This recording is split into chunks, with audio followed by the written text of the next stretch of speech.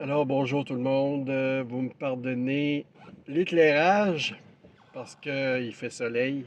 C'est le début de soirée.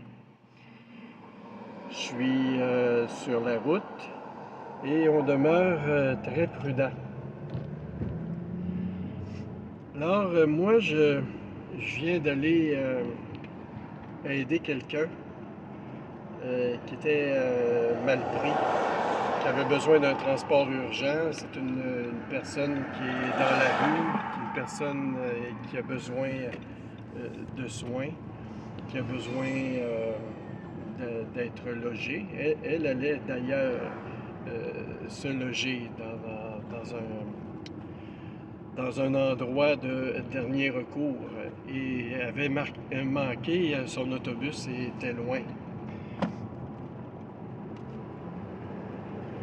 La réflexion, puis je le fais sur le vif, c'est que le véritable ministère, beaucoup d'entre nous rêvent de faire du ministère à temps plein. Mais c'est quoi le ministère à temps plein?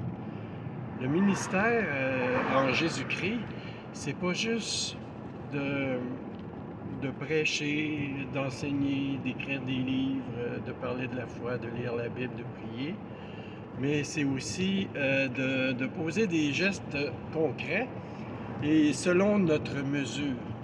De ne pas accepter, oui, on le fait avec amour, mais de ne pas accepter et de ne pas accepter jamais de manipulation ni de chantage émotif.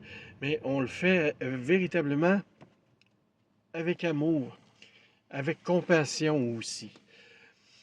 Je n'ai pas la Bible sous la main, mais vous verrez en dessous de la description de la vidéo quelques versets qui aideront à comprendre le bien fondé des actions. On ne le fait pas pour être remboursé, pour avoir de gratification aucune, mais on le fait par amour, on le fait par compassion. Dieu utilise nos mains, utilise notre cœur, utilise nos pieds. On dit parfois que Dieu est absent, qu'il se frotte les mains là-haut en nous regardant souffrir. Ce n'est pas vrai. Ce n'est pas vrai.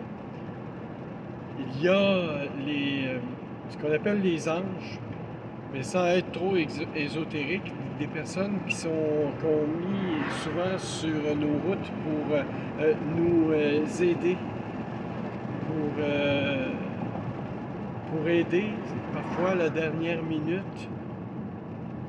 Des fois, c'est des anges spirituels, des fois, c'est des anges, des êtres humains qui sont mis sur notre route, ce qu'on appelle les bons samaritains. Les bons samaritains, les personnes qui ne sont pas nécessairement parfaites, mais qui sont là pour nous aider, qui sont là pour pallier à certains besoins de base de dernier recours. Dieu ne permet pas, ne veut pas, ne souhaite pas que ses enfants souffrent. Souvent, la souffrance vient du fait que c'est à cause de notre péché, c'est à cause de notre ignorance, c'est à cause de notre rébellion, et souvent qu'on se met dans le trouble. Puis les gens qui sont dans le trouble, on va dire, ben c'est pas de leur faute, des fois c'est de leur faute, des fois il y a du collatéral là-dedans beaucoup.